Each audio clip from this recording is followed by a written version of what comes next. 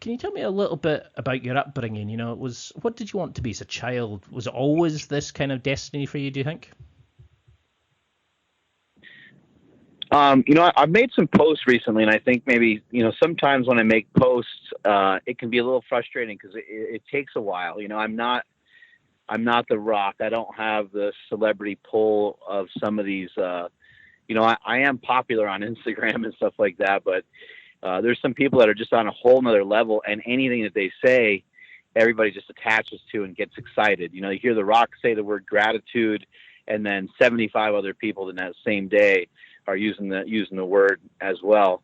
And I don't have that kind of establishment quite yet, and so sometimes I don't think people understand exactly what it is that I'm doing. But I made a post the other day and it said dream harder than you work. Now that doesn't mean that you don't work hard.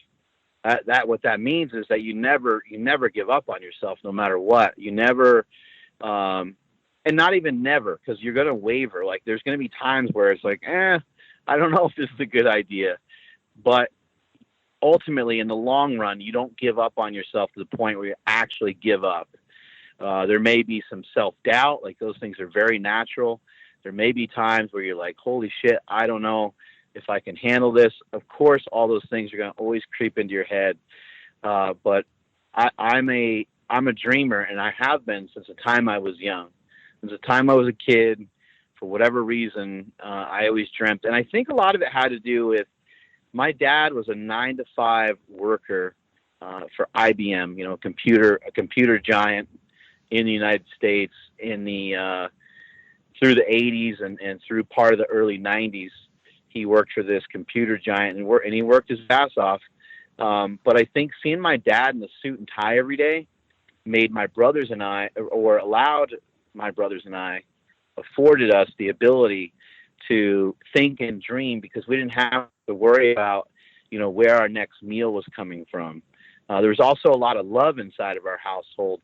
And so it wasn't like my dad was coming home beating the crap out of my mom every day or anything like that, where I had to worry about all these other things off to the side, which that is the case for some people. So they're thinking, fuck, man, I just want to get out of the house. So I'm going to go be a mechanic, and I'm going to go, just get a job. I can get an apartment. I don't have to live under my parents' thumb anymore, and I can go do whatever I want. I don't have to listen to them fight. I don't have to be abused or see them drink or whatever the case may be in some people's household. I never had any of that. I'm, the byproduct of two amazing parents that were always supportive and always there for me. And I think that's a big reason on why I was a dreamer. And I know that you're from Scotland, so you'll appreciate this. For some reason, I was very awestruck by castles when I was really young. And I'm talking probably 5, 6, 7 years old. We used to drive by this place all the time that was in Poughkeepsie, New York, where I grew up, in this Dutchess County area. And I don't know why it was built this way. I don't know what it was for, but it ultimately became like a racquetball court gym or something like that. I can't even remember, but I think it was for entertainment. I think it was one of those places like medieval type eating restaurants or something like that. And then it was losing money and it turned into a restaurant or something. Anyway, this place was there, and we drove past it often to get to where I lived when I was a kid. And it was this castle. It was this big castle. And I remember telling my dad when I was a kid, I was like, I'm going to live in a castle someday. I want to, I always wanted to live big. I always wanted to, and I don't live in a castle necessarily, but I guess I'm still working on it. I do live in a mansion, and it has some castle-like characteristics. So I'm still working on those things. But yeah, I'm a big believer in dreaming. Also a big believer in, people say don't put the cart before the horse. But I believe that's bullshit. I think you have to put the cart before the horse. You have to be forward thinking, and in your thinking and in your decision making, it's going to be irrational. You're not rational. It's going to be irrational. What your thought process is going to be so irrational sometimes. Somebody's going to say, oh my God, well, we can't do that because of this.